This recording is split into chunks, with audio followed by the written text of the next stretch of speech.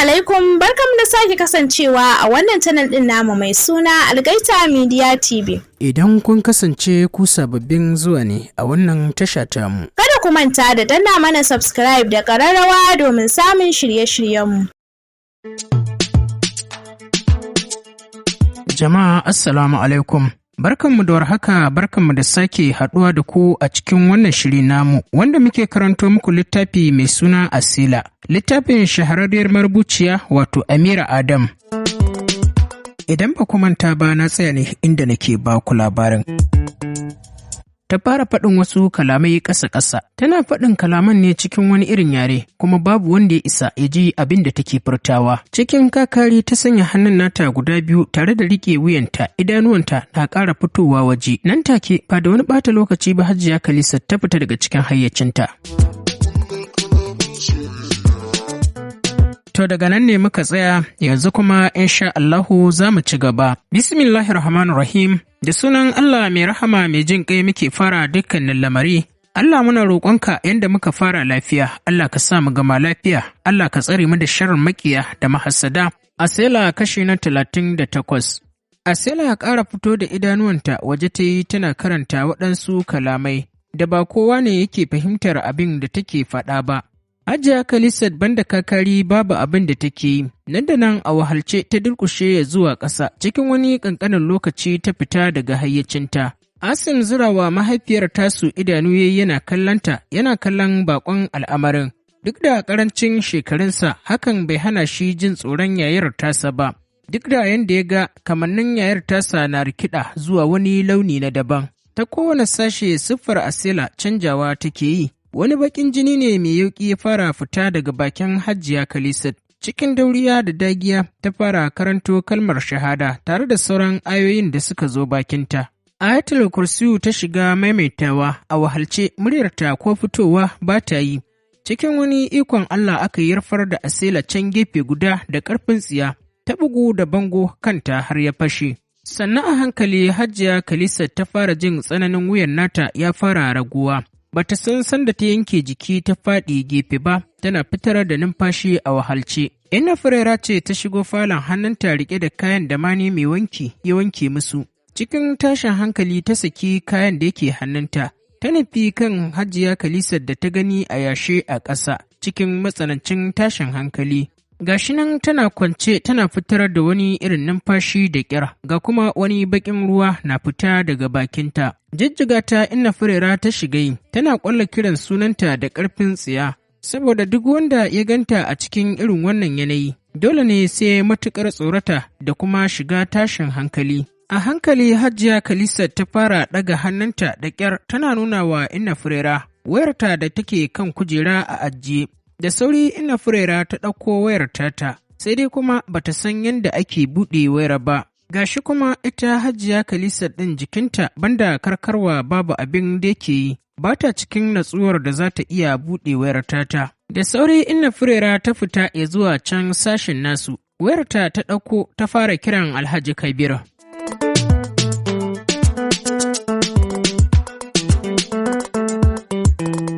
Ganin yanayin da Inna Furera ta shiga ne yasa Sarakiya su ma suka rufo mata baya.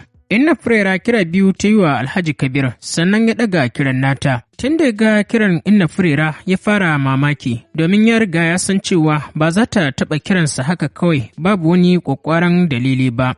Yana ɗagawa ba ta jira cewarsa ba ta fara faɗin. Alhaji, Hajiya ce ba ta da lafiya, tana cikin wani mummunan yanayi. Katse ta ya ɗora da faɗin ku kama ta ku sa ta a mota, ku kira direba ya kai ku can Mumtaz Hospital. Ni ma ina hanya zan same ku a can. Yana kammala maganar ya katse wayar. Rakiya da Binta ne suka kama Hajiya, suna ƙoƙarin ɗaukar ta, san babu wanda ya kula da halin da ASEELA take ciki. Sai daga baya suka jiyo wani gurnani na tashi, yayin da Inna Furera ta nufi gurin da take jiyo gurnanin. Samun ASEELA ta yi a durƙushe ta fara magana tana faɗin, ASEELA ke ma a kwance kike? Wai me ke faruwa ne? Inna Furera ta karasa maganar tana ƙoƙarin ɗago ASEELA wadda take a durƙushe. Tana ɗago ta ga kanta ya fashe, ga idanuwanta sun juye sun yi fari fat, sannan kuma ga wani baƙin jini na fita daga bakinta. Wata iriyar muguwar faɗuwar gaba Inna Furera ta ji ta kama ta. A tsorace ta buɗe bakinta tare da faɗin subhanallahi, wai me yake faruwa ne? Binta zo ki riƙe ta, bari na zo na kama Hajiyan mu fita da ita. Binta sarkin tsoro. Tana ganin yadda ASEELA ta yi, ta ce wallahi tsoro nake ji, bari na yi wa direba magana. Bata jira cewar Inna Furera ba ta fice a guje. Tana zuwa ta sanar da security halin da ake ciki, da gudu suka taho suka shigo ya zuwa fala.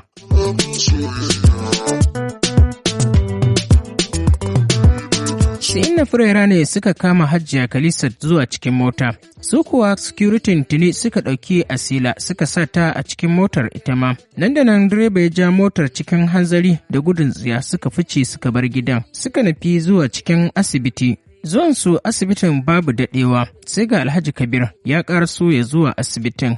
Halin da ya ga Hajiya Khalisat na ciki ya matuƙar ɗaga masa hankali.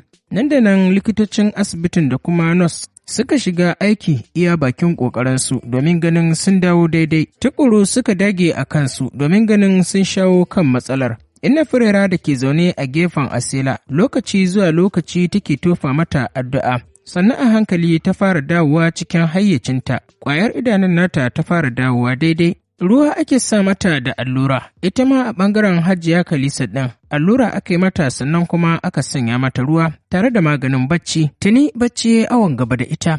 Alhaji Kabir ne a zaune a gefenta yake ƙare mata kallo, ɗaya bayan ɗaya yake bin sassan jikinta da kallo cikin tausayawa, musamman ma sashen wuyanta da ya ga yayi wani ja sannan kuma da wani layi-layi a jiki tamkar an zana mata shi.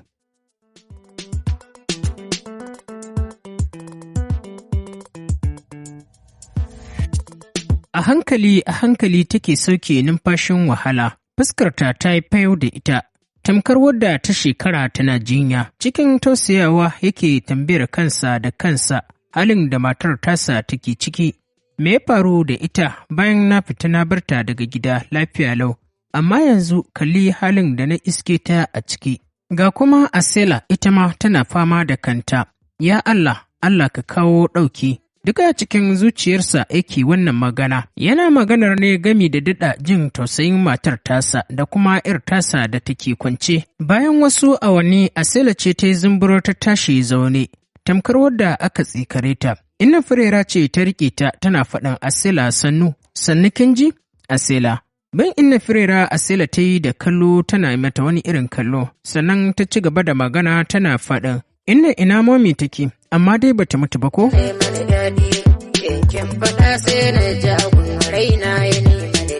Inna Furera ta kalle ta tare da faɗin, mominki tana nan bata mutu ba, ASEELA, amma waye ya ce miki za ta mutu? Daga kai sama ASEELA ta yi tamkar mai tunani, sannan ta ci gaba da faɗin, wasu mutane ne na ga sun shaƙe ta suna faɗin sai ta mutu, za ta mutu, ba za su kyale ta ba har sai ta mutu, kuma wai har da dadi ma za su kashe shi.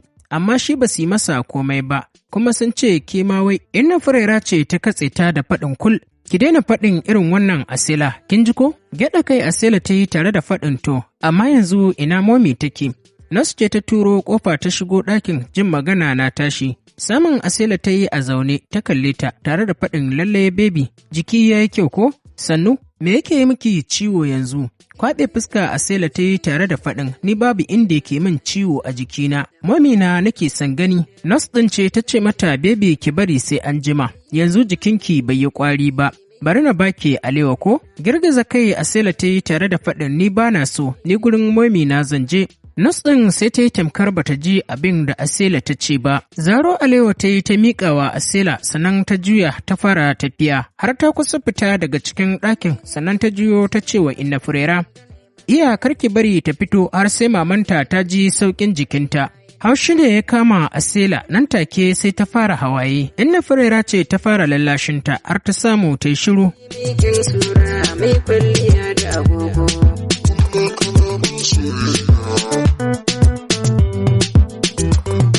Sai da ASEELA ta gama shanye alewar tata, sannan ta dubi Inna Furera tare da faɗin, Inna Furera kin san me? Inna Furera girgiza mata kai ta tare da faɗin a'a sai kin faɗa ASEELA. Wallahi da kashe ta za su yi, wai don ta bani alewa ne suka kyale ta, amma kuma sun ce za su hukunta ta, kuma ke ma sun ce haushinki suke ji. Inna Furera zaro idanu ta yi tare da tambayar ta, su waye?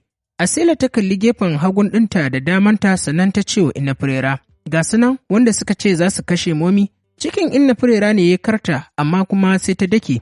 Ta ci gaba da cewa ASEELA, ki daina, ko sun yi miki magana kar ki kula su, kin ga ke yarinya ce, ba a maganar kisa kin ji ko? Kuma kin ga ko da sun yi miki magana ki daina kula su. Kallon tsaftayiwa Inna Furera sannan ta ce da Inna Furera, ta yaya zan daina kula su bayan ina tare da ruhin su? Ni fa cikinsu ma zan koma da zama, amma ba na son na tafi ni kaɗai. Ina so na tafi da momi da dadi domin ba na so na yi rashin su. Idan ni kaɗai na tafi, to zan yi kewar su. Inna Furera yi ta yi tamkar bata ji abin da ASEELA ta ce ba. A haka ta jeho mata wata hirar, har ta samu ASEELA ta bar waccan maganar, amma fa a ƙasa can cikin zuciyarta. Maganganun ASEELA ne ke yi mata yawo a cikin zuciyarta ta. A can ɓangaren Hajiya Khalisat kuwa ta farko. Bayan ta farfaɗo ta tozali da mai gidan nata a zaune a kusa da ita, murmushi ta yi masa shi ma ya mayar mata da martani da murmushin.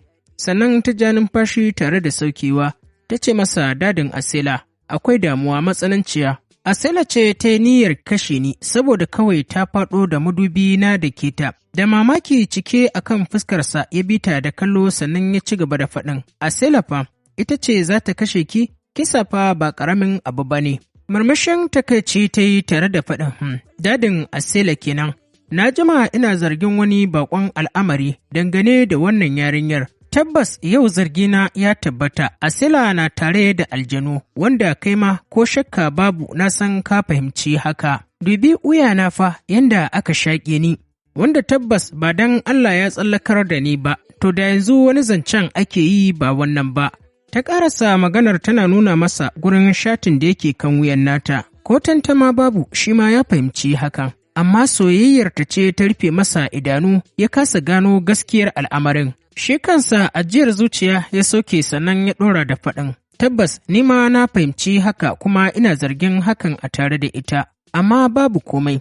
Insha Allahu zan fara nema mata maganin Islamic chemist. Yin shiru ɗinsa ya yi daidai da turo ƙofar da aka yi ɗauke da sallama a bakin mai shigowar. Inna Furera ce ta shigo tare da ASEELA. Bayan ta gama gayar da Hajiya ta yi mata ya jiki. Sannan ta ce Alhaji kada a ga na shigo tare da ita. Tun ɗazu ta tashi tana rigima, wa ita sai an kawo ta ta ga mominta. Murmushin yaƙe Alhaji Kabir ya yi sannan ya ce hakan ma babu damuwa, ai yayi daidai. Asin dadi ya nake jikin, murmushi ta yi sannan ta ce masa da sauƙi dadi. Hajiya Khalisat tun shigowar ASEELA take bin ‘yar tata da kallo, tare da tausayin halin da ‘yar tata take ciki. Haka ASEELA ta zauna ta ringa yi musu surutu mara fasali irin wanda ta riƙa yi wa Inna Furera. Ta bari mu miƙa godiya da fatan alkhairi ga wadda take ƙoƙarin yi mana kwamen a kowane fasson da muka yi na wannan littafi, Muna Abbas. Muna miƙa godiya da fatan alkhairi a gare ki, tare da fatan kina cikin ƙoshin lafiya, kuma muna miƙa godiya da wanda suke mana lakin da sharing. Ku ci gaba da kasancewa da Algaita Media. To jama'a, duka kuma anan za mu dakata, sai kuma idan Allah ya kai mu mun zagayo, inda za ku ji mu ɗauke da ci gaban wannan labari mai suna ASEELA. Idan kana buƙatar samun wannan waƙa mai suna Kalamansu, ka yi mana kwamen a ƙarƙashin wannan littafi, za kuma mu saka maka link ɗinta domin sauraron wannan waƙar ko kuma sauke ta. Sannan muna fatan za ku mana kwamen da lakin da sharing a ƙarƙashin wannan littafi namu a kan tashar mu ta Algaita Media TV. Sai kuma ku yi mana following a kan sabuwar tashar mu mai suna Farin Ciki Hausa Novel. Ita ma ku yi mana lakin da sharing. Mun gode da goyon bayan da kuke bamu. Milkin dire milkin sura zancen gane mana daɗi.